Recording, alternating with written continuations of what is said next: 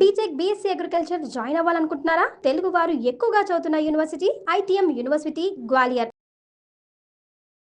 Hello అండి, అందరికీ నమస్కారం. నా పేరు మాధురి. మీరు చూసినది సుమన్ టీవీ నెట్వర్క్. ప్రస్తుతం మనతో పాటు ఉన్నారు వాస్తు కన్సల్టెంట్ డాక్టర్ శ్రీ పద్మ గారు. నమస్కారం డాక్టర్ గారు. నమస్తే మా. అయితే ఇప్పుడు కిచెన్ ని శుభ్రంగా ఉంచుకోవడము ఇదంతా కూడా ఖచ్చితంగా మనం చేయాలి. దాన్ని బట్టి మన ఆరోగ్యం ఎలానో వస్తుందని తెలుసు. కానీ వాస్తు పరంగా కూడా ఇలా కిచెన్ ని క్లీన్ చేసుకునే విషయంలో కూడా మనం కొన్ని టిప్స్ ఫాలో అవ్వాలంటారా? వాస్తు ఎప్పుడు కూడా కిచెన్ ఎలా క్లీన్ చేయాలని డైరెక్ట్ గా చెప్పదండి. యాక్చువల్లీ వాస్తు అనేటువంటిది ఏంటి, ఎప్పుడు కూడా it is a science of construction. ఏ నిర్మాణం ఎలా చేయాలి, అది అలా చెయ్యనప్పుడు దాని నుంచి మనకి ఎలాంటి దుష్పరిణామాలు కానీ నెగిటివ్ ఎనర్జీస్ కి కానీ మనం లోన్ అవుతాం అనేది మాత్రమే చెప్తుంది. అయితే మరి ఇప్పుడు ఈ కాలంలో ప్రతిదాన్ని మరి వాస్తుకి లింకప్ చేస్తున్నారు అని అనుకున్నట్లయితే అది కూడా ఒక విధంగా కరెక్టే. ఎందుకంటే ఒకానొకప్పుడు ఎప్పుడైతే ఈ వాస్తు సబ్జెక్ట్ అనేటువంటిది మనకి మొదలైనటువంటి టైంలో కనుక మనం చూసలేదే, లేదంటే పాతకాలంలో కనుక మనం చూస్తే అప్పుడు ఎలా ఉండేది, మన లైఫ్ స్టైల్ కానీ మన కన్స్ట్రక్షన్స్ కానీ ఇవన్నీ చాలా డిఫరెంట్ గా ఉండేవి. ఇప్పుడు మనం వాష్రూమ్స్ గురించి చెప్తున్నాం, టాయిలెట్స్, ఇంట్లో ఉన్న టాయిలెట్స్. ఒకనొకప్పుడు ఎలా ఉండేది, ఇప్పుడు టాయిలెట్స్ అసలు ఇంట్లో అనేది అసలు వాళ్ళు ఊహించలేరు. అవును, ఎక్కడో ఇంటి బయట ఉండేది, చాలా స్థలం కూడా చాలా పెద్దగా ఉండేది. వాళ్ళ వాస్తుకు అనుకూలంగా ఉన్న ప్లేస్ లో వాళ్ళు కట్టుకునేవాళ్ళు. కానీ ఇప్పుడు ఏమైంది, అటాచ్డ్ టాయిలెట్ వచ్చేసింది. మరి దీన్ని మనం ఎలా వాస్తుకు అనుకూలిస్తాం అంటే దానికి ఉంది దాని ఎందుకంటే అది జోన్ ఆఫ్ డిస్పోజల్ కాబట్టి. అలాగే ఇప్పుడు మనం కిచెన్ గురించి మనం మాట్లాడినప్పుడు కిచెన్ అంటే ఏంటి, బై డిఫాల్ట్ కిచెన్ అంటే ఆగ్నేయ స్థానంలో ఉండాలి, ఇంటికి ఆగ్నేయంలో ఉండాలి, south east. Okay, so kitchen లో అగ్నిదేవుడిది మనకి ఆధిపత్యం ఉంటుంది అని అది అంతవరకు కామన్ గా అంత తెలుసు.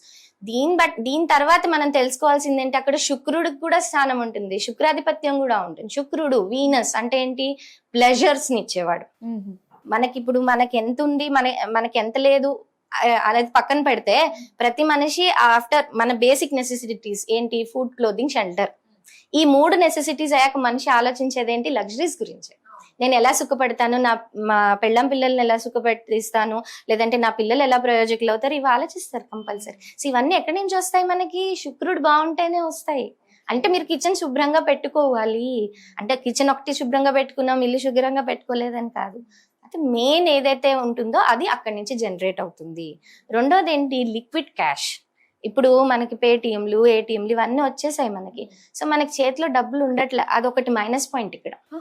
ఎస్, మీకు తెలుసా, అది ఎప్పుడు కూడా మీ పర్స్ లో కనీసం ఒక 1000 రూపాయలు, 500 ఎంతో కొంత మన స్తోమత అనుసారం క్యాష్ ఉంచుకోవాలి. మొత్తం కార్డ్స్ ఉంటున్నాయిగా. కార్డ్స్ అసలు దాని వల్లనే ఇన్ని ప్రాబ్లమ్స్, ఇన్ని లోన్లు పెరిగిపోతున్నాయి, బకాయిలు పెరిగిపోతున్నాయి.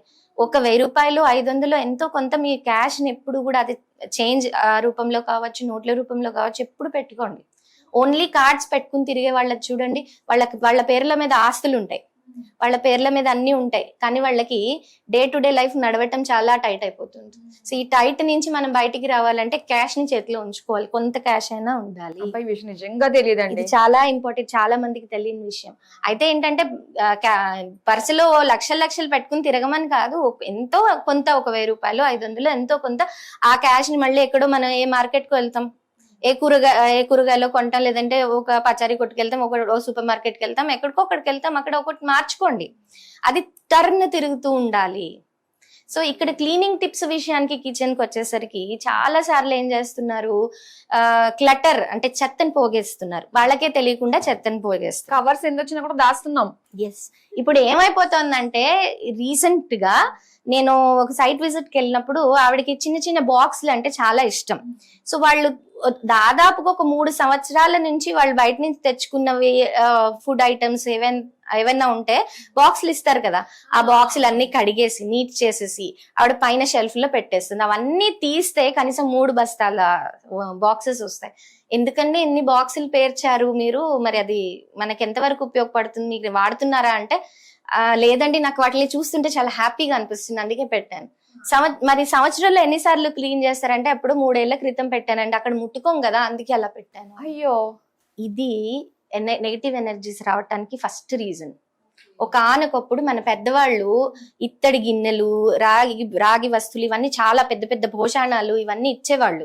కానీ అప్పుడు ఏం చేసేవాళ్ళు, ఒక పండగో పబ్బమో వచ్చిందంటే ఇల్లంతా దులుపుతూ ఉండేవాళ్ళు. సంవత్సరానికి కనీసం 2 సార్లైనా ఆ ప్రాసెస్ జరిగేది, ఖచ్చితంగా జరిగేది. ఇప్పుడు ఎవరికి ఓపిక లేదు. కాబట్టి ఎప్పుడు అంతంతగా సామాన్లు పేర్చుకోకండి. మీకు ఎంత కావాలో అంతే కొనుక్కోండి, ఎంత కావాలో అంతే పెట్టండి. ఎక్కువ పెట్టేయటం వల్ల ఏమవుతుంది, పురుగులు రావటము, పాడైపోవటం, వస్తువులైనా సరే పాడైపోవటం, ఇవన్నీ జరుగుతాయి. ఎప్పుడైతే ఒక వస్తువుని, అది తినే సామాగ్రియే కాదు, ఒక వస్తువుని మనం ఎక్కువ కాలం అలా టచ్ చేయకుండా ప్రొలాంగ్డ్ పీరియడ్ పెడతామో, దానివల్ల ఏమవుతుంది, ఆ ఏరియాలో నెగిటివ్ ఎనర్జీ అలుముకుంటుంది. కాబట్టి ఎప్పుడు కూడా సరుకులకి మూమెంట్ ఉండాలి. ఈ మధ్య దాన్ని ఓవర్లాప్ చేసేందుకు చాలా మంది కవర్లలో పెడుతున్నారు. లోపల వస్తువు బాగుంటుంది కదా, కవర్ మీద దుమ్ము పడుతుంది అని. మీరు మరి కవర్ ని మారుస్తున్నారా? లేదు. మరి అక్కడ అదే కదా ఫండా జరుగుతుంది. సో ఇక్కడ మనం గుర్తు పెట్టుకునేది ఏంటంటే, ఎప్పుడైనా మనం వాటిని మూవ్ చేస్తాము అనుకున్నప్పుడు మాత్రమే అవి అక్కడ పెట్టండి. రెండోది, కిచెన్ ఎప్పుడు కూడా శుభ్రంగా ఉండాలి అని అంటే, పొద్దున ఎప్పుడో వండే మళ్ళీ సాయంత్రం వండుకుంటాం కదా, మొత్తం గట్టంతా క్లీన్ చేసుకున్నాం, స్టవ్ కింద తర్వాత చేద్దాంలే అని వదలకండి. స్టవ్ కింద చాలా అవసరం.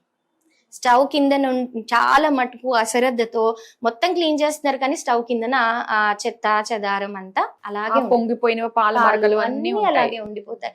అలాగే ఇందాక మనం అనుకున్నట్టు ఈ పురుగులు ఇవన్నీ ఏవైతే ఉంటాయో అవి కూడా ఎనర్జీ మనకి ఇంకా తగ్గించేయటానికి కారణమవుతుంది.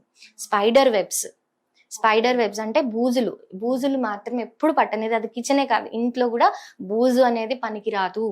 బూజుని మీరు ఎంత దూరం పెడతారో, బూజుని ఎంత చేస్తారో అంత మీకు లాభం అనేటువంటిది వస్తుంది. బూజులు పట్టిన ఏరియా, చెదలు పట్టిన సామాను కిచెన్ లో కానీ ఇంట్లో కానీ ఉండటం వల్ల అది నెగటివిటీకి దారితీస్తుంది. సో అలాంటివి ఏమన్నా ఉంటే ఫస్ట్ మనం తీసేయాలి. విరిగిపోయిన సాసర్లు, కప్పులు, ఎవరో నాకు గిఫ్ట్ ఇచ్చారు, నేను ఎరల్డెట్ ఏదో క్విక్ ఫిక్స్ పెట్టి దాన్ని అతికించేసి దాచిపెడతాను కాదు. అది ఎంతో కాస్ట్లీ, మనం అసలు కొనలేము, మన స్తోమతగా మించింది అనుకుంటే వేరే విషయం. అది కూడా అసలు అలాంటి వస్తువులే ఉండవు మన ఇంట్లో. కాబట్టి ఒకవేళ ఇలా ఏదైనా కప్పులు, సాసర్లు లాంటివి ఉంటే అలాంటివి తీసేసేయండి. విరిగిపోయినవి ఏవైనా ఉంటే కనుక తీసేయండి. సత్తు గిన్నెలు, ఏదో కాలం నాటి ఇవన్నీ తీసేసి శుభ్రంగా ఎప్పటికప్పుడు వీక్లీ ఒక రోజు పెట్టుకుని దానికి క్లీనింగ్ కోసం కేటాయించుకోండి. ఒక గంట అయినా సరే క్లీనింగ్ కోసం కేటాయించుకోండి. మీకు ఎంత కావాలో అంతే షాపింగ్ చేయండి. కూరగాయలైనా సరే ఫ్రిడ్జ్ ని ఎప్పటికప్పుడు క్లీన్ చేయండి, లేదంటే ఆ ఎనర్జీ లెవెల్స్ అనేటువంటిది ఫ్రిడ్జ్ లో ఎప్పుడు కూడా నెగిటివిటీకి దారితీస్తుంది. ఎప్పుడు ఫ్రెష్ ఐటమ్స్ మాత్రమే దాంట్లో స్టోర్ చేయండి. ఎంత కావాలో అంతే తెచ్చుకోండి, అవసరానికి మించి వద్దు. సో ఇలాంటివి ఇంకా మనకి చాలా ప్రికాషన్స్ మనం క్లీనింగ్ వైజ్ గా మనం తీసుకోవాల్సి ఉంటుంది. కానీ ఏంటంటే ఇవి బేసిక్స్. ఇవి ఎప్పుడైతే ఈ బేసిక్స్ ని మనం ఫాలో అవుతామో అవి చాలా వరకు మనకి ఈ నెగిటివ్ ఎనర్జీస్ బారిన పడకుండా మనం బ్యాలెన్స్ చేసుకునేందుకు హెల్ప్ అవుతుంది. నిజంగా ఇన్ని ఉన్నాయా? ఇవన్నీ మనం చేసే తప్పులే, మనకు తెలిసి చేస్తాం, అన్ని తెలుసు. నిజంగా ప్రతి ఒక్కరి ఇంట్లో ఇది వెరీ వెరీ కామన్. డబ్బాలు ఉంచుకోవడం, ఎవరైనా వచ్చినప్పుడు ఏమైనా పెట్టి ఇవ్వడానికి ఉంటాయి కదా అని స్టోర్ చేసుకుంటూ ఉంటాము. సో అలాంటివి కవర్లు, చీపురు కట్టలు ఎక్కడ దాయాలో తెలియక కిచెన్ ప్లాట్ఫామ్ కింద పెట్టేస్తారు కొంతమంది. అది కూడా తప్పే. ఓకే, సో చాలా ఉన్నాయి. ఇవి బేసిక్స్ తెలిస్తే మిగతా మనకే అర్థమవుతుంది. ఇది చేయొచ్చో చేయకూడదు అనేది ఇట్ ఇస్ కామన్ సెన్స్, మనకి తెలిసిపోతుంది. చాలా చక్కటి విషయాలు తెలియజేశారండి. ప్రతి ఒక్కరికి రీచ్ అవ్వాలని మనస్ఫూర్తిగా కోరుకుంటున్నాను. సో మంచి ఇన్ఫర్మేషన్ మాకు అందించినందుకు thank you so much. Thank you.